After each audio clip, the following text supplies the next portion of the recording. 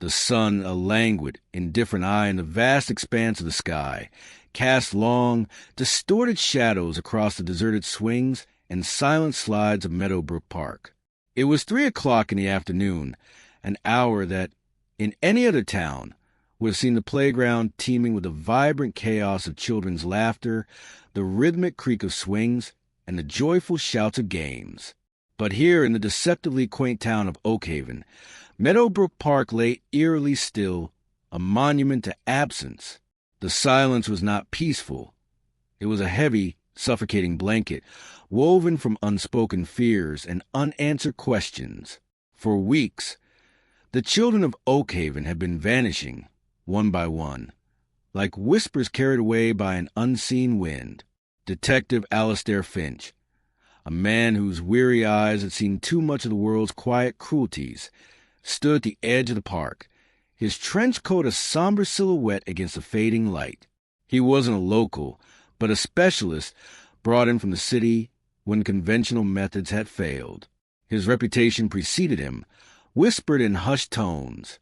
Alistair Finch, the man who chased shadows, who understood the language of the unseen. He wasn't just a detective. He was a seeker of the strange, a cartographer of the paranormal. He surveyed the empty playground, a knot of unease tightening in his gut.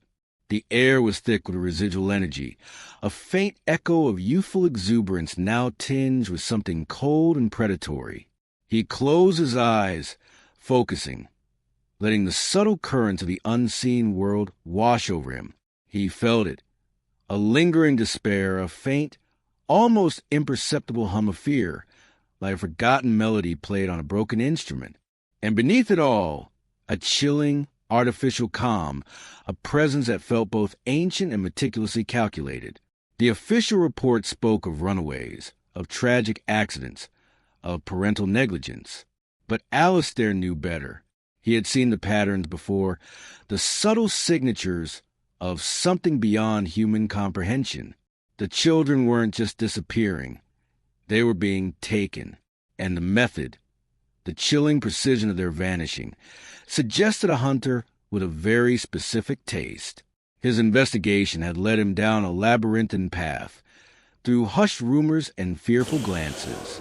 The parents of Oakhaven were a community gripped by a silent terror, their grief a raw, open wound.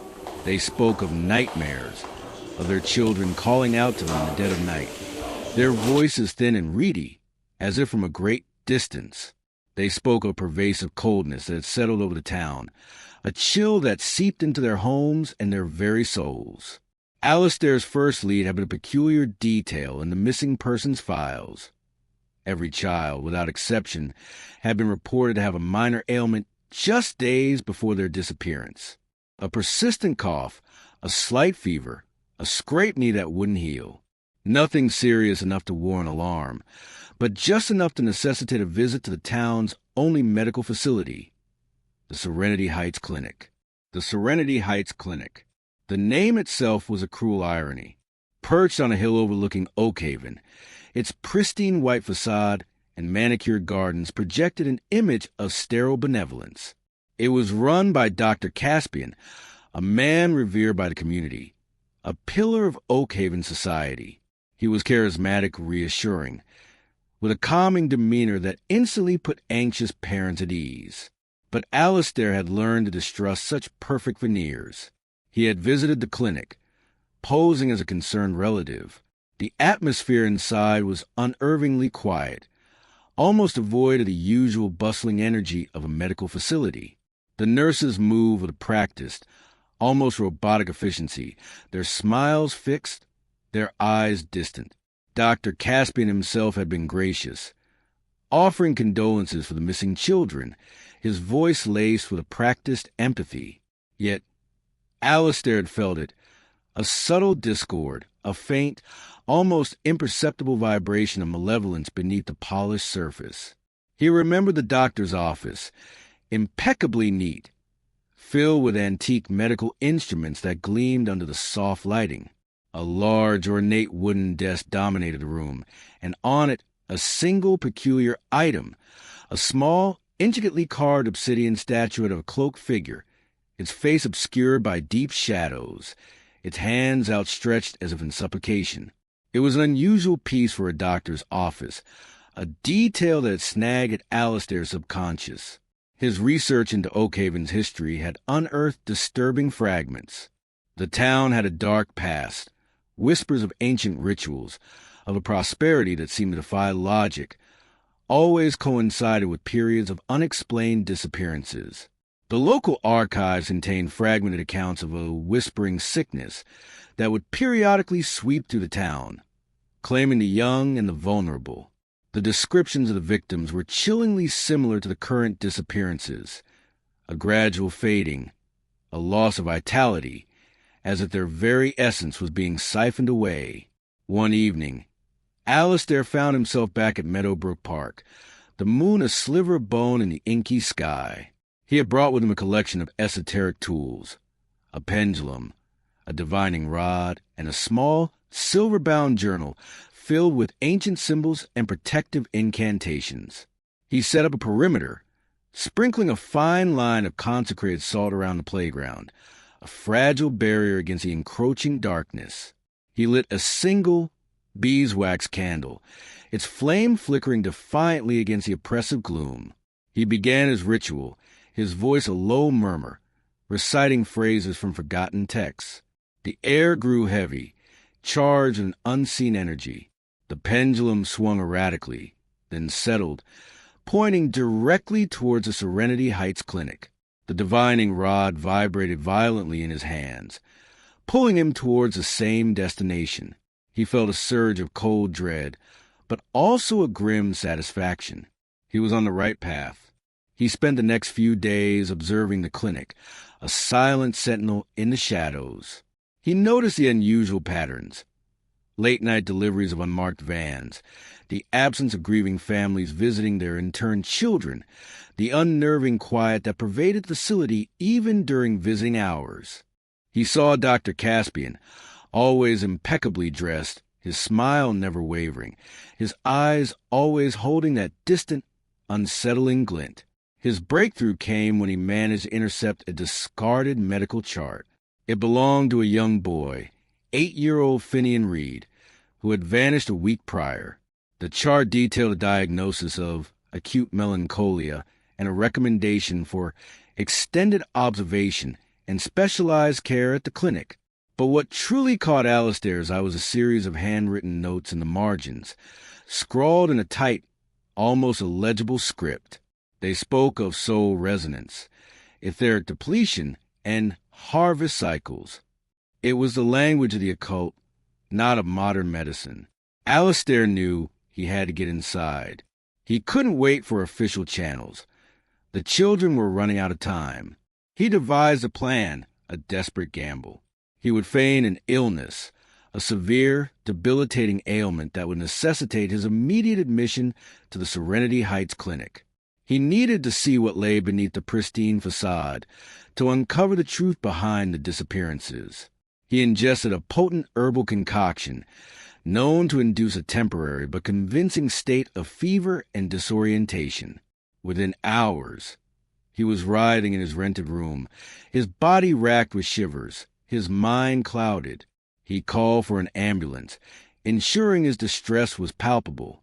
The paramedics, efficient and concerned, transported him directly to the Serenity Heights Clinic. Inside, the sterile white walls seemed to hum with suppressed energy.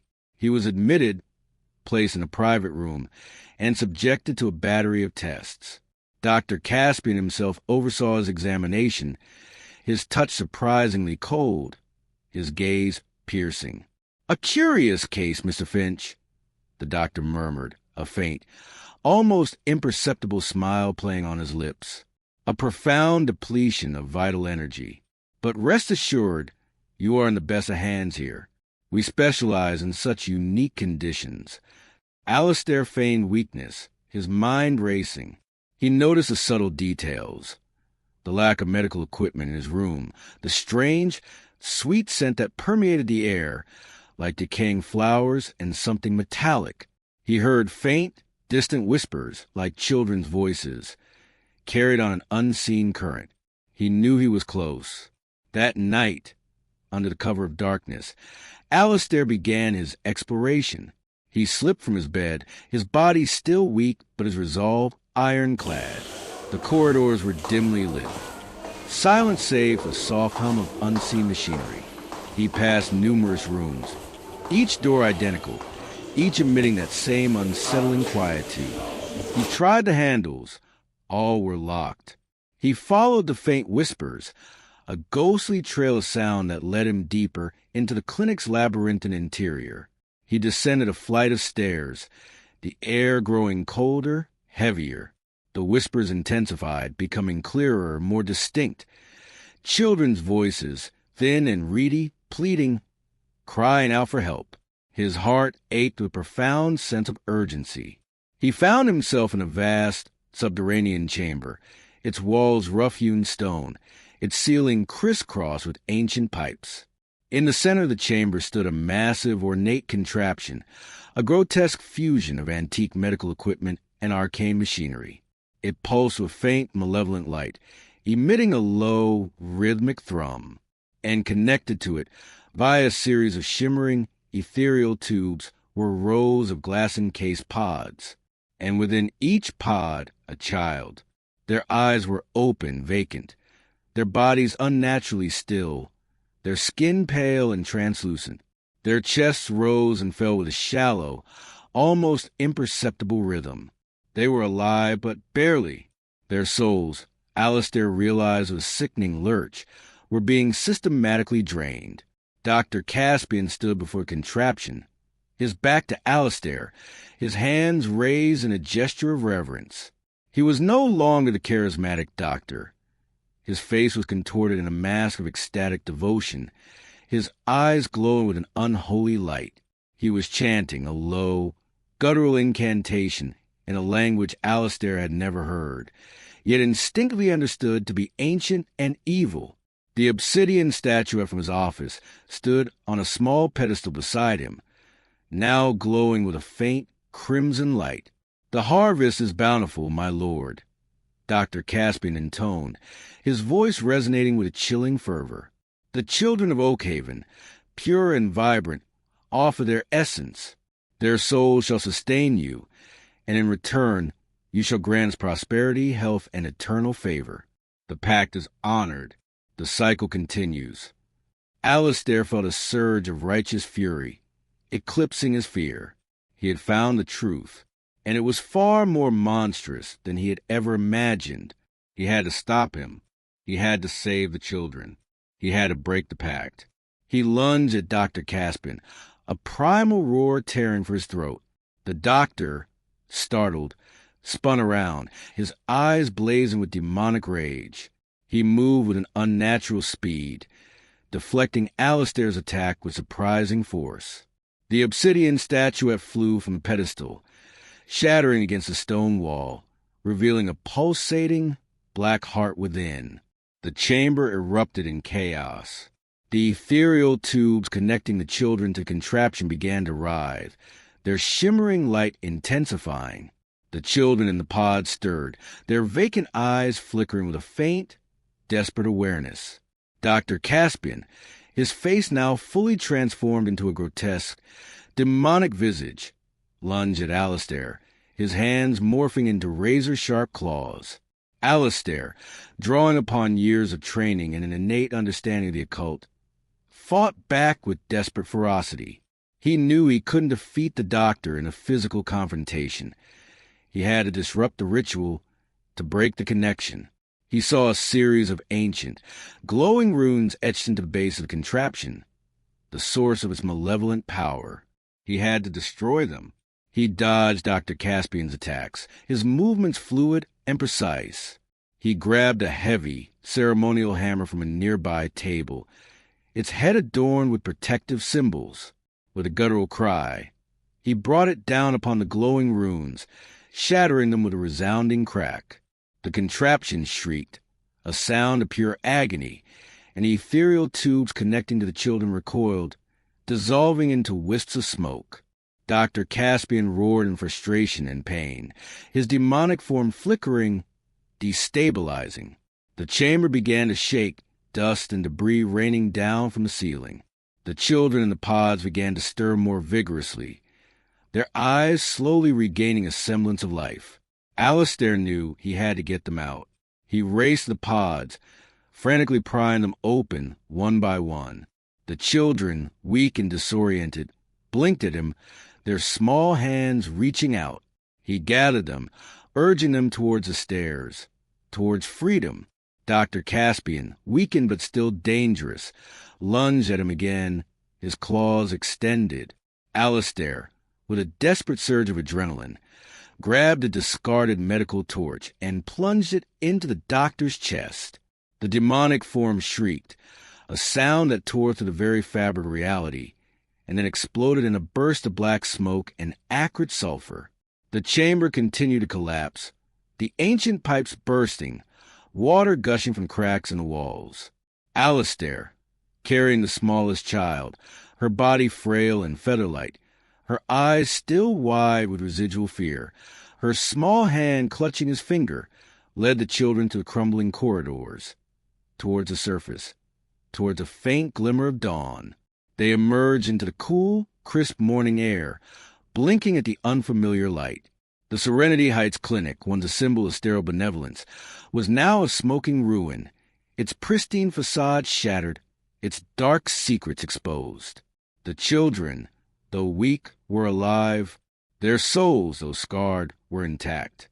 Alistair, exhausted but triumphant, watched as the first rays of sunlight touched their pale faces, a promise of healing, a new beginning. The town of Oakhaven slowly began to heal. The children, though forever marked by their ordeal, slowly regained their vitality, their laughter gradually returning to the once hollow playground. The Serenity Heights Clinic was razed to the ground, its dark legacy erased from the landscape, though never from the collective memory of the town. Alistair Finch, the silent guardian, the seeker of shadows, moved on, his work in Oakhaven complete, but his journey far from over. He knew that evil, in its myriad forms, always found new playgrounds, new towns to prey upon. If you have a strange experience or a story you can't explain, leave it in the comments below. And if you enjoyed this story, make sure to like the video and subscribe to the channel. There are many more stories waiting to be told. Until the next video, stay safe.